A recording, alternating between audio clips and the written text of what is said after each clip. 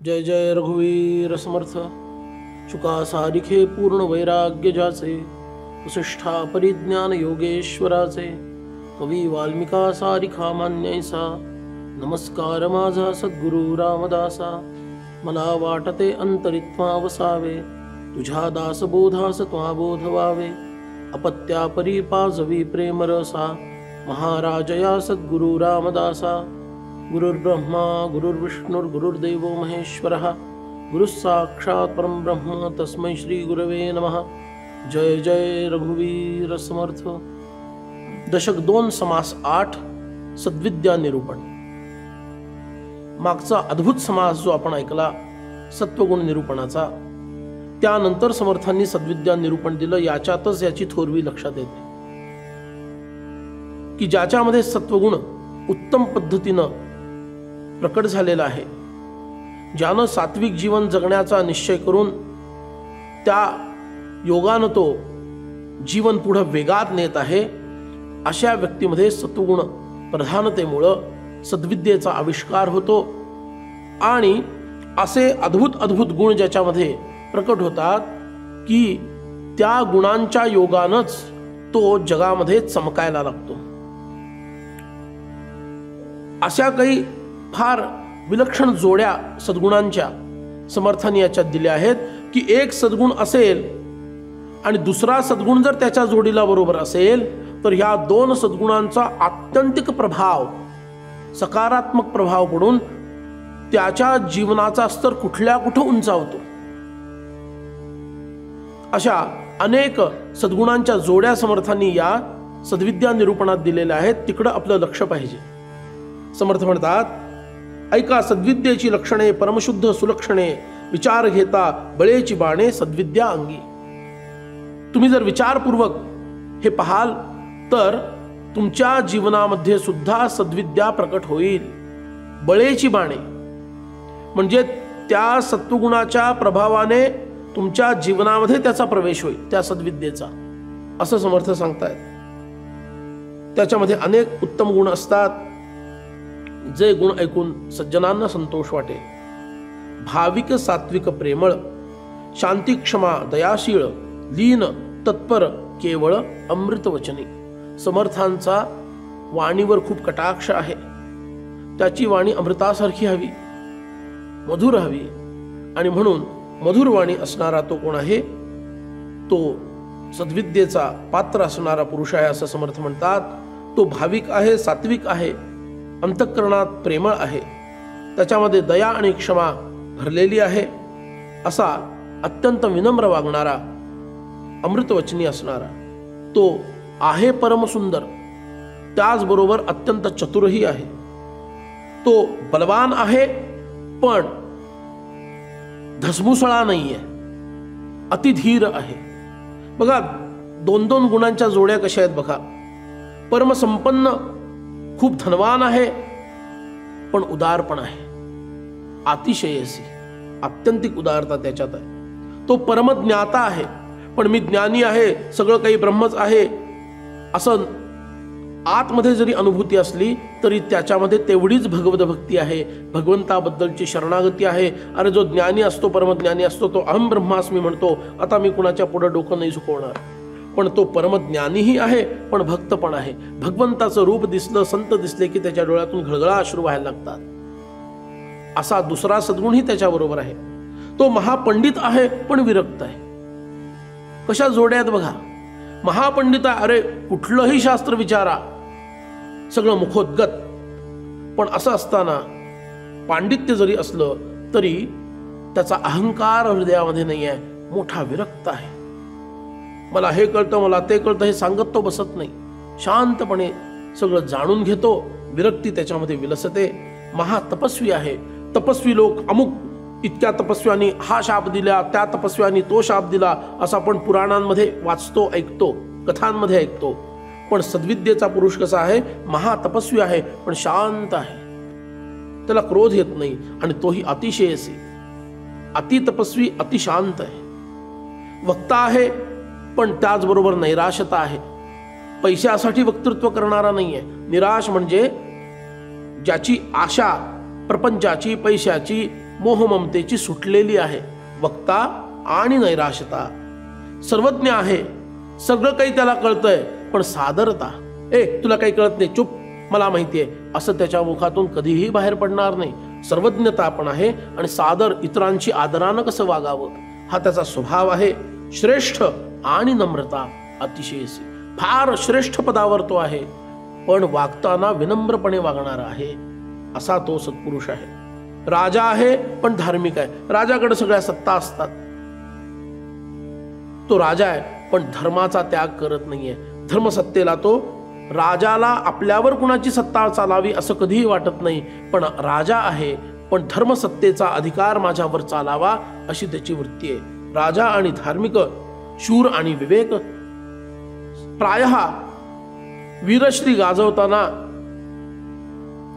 त्या वीरश्रीच्या त्या धुमाकुळामध्ये विवेक राहील की नाही सांगता येत नाही, पण हा मात्र शूर आहे पण त्याच्याकडे विवेक सुद्धा आहे.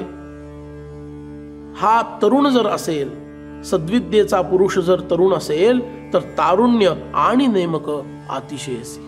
अत्यंत नेमानं वागणारा असा आहे. मनाला येईल तसं करावं आणि वस्तूंचा, व्यक्तींचा उपभोग घ्यावा ही तरुणपणाची वृत्ती त्याच्यामध्ये नाहीये. अत्यंत तरुण आहे पण तितकाच नेमानं वागणार आहे.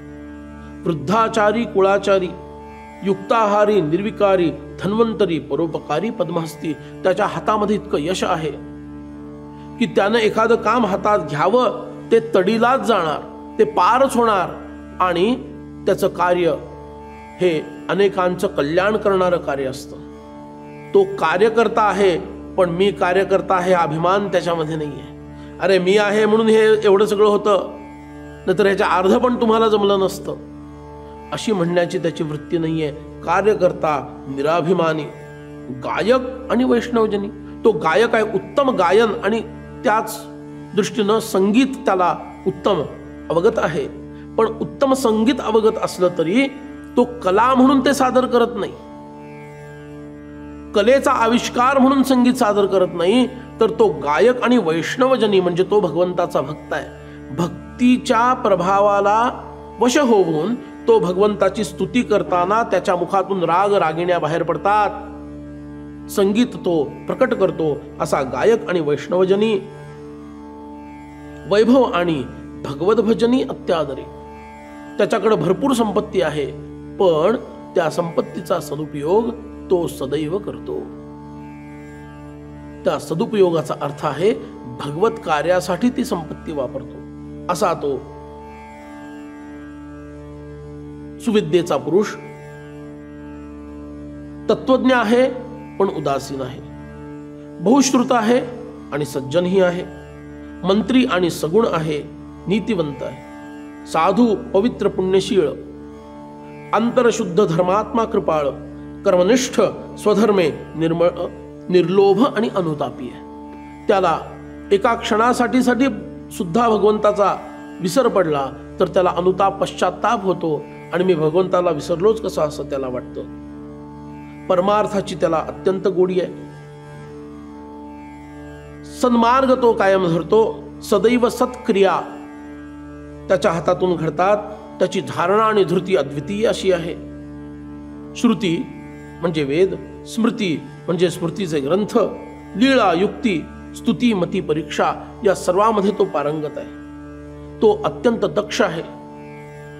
पण तो सज्जन आहे याचा अर्थ तो त्याला कोणीही फसवू शकेल असं नाही आहे. तो धूर्त सुद्धा आहे. बघा, हनुमंतरायांचं जर आपण उदाहरण बघितलं तर समर्थांनी सांगितलेलं आहे की हनुमान कसे आहेत, धूर्त वैष्णव गायका. तीच सद्विद्या याच्यामध्ये आहे. तो दक्ष आहे, धूर्त आहे. कुठं काय वागावं, कसं वागावं याचं तारतम्य त्याला आहे. तो योग्य आहे. तो तर्कनिष्ठ आहे आणि नेमक आणि भेदक असं साहित्य त्याच्यापाशी आहे. असा हा नाना प्रकारे आपले सद्गुण सर्वत्र प्रकट करतो.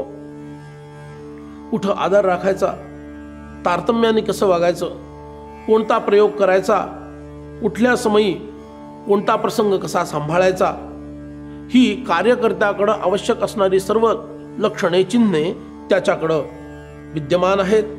अत्यंत तो विचक्षण, हुशार आणि मुखदुर्बळ नाहीये. समोरचा बोलला तरच मी बोलेन अशी त्याची वृत्ती नाहीये. तो विचक्षण बोलिका असा आहे. मधुर बोलतो सर्वांशी. आणि कसं बोलतो?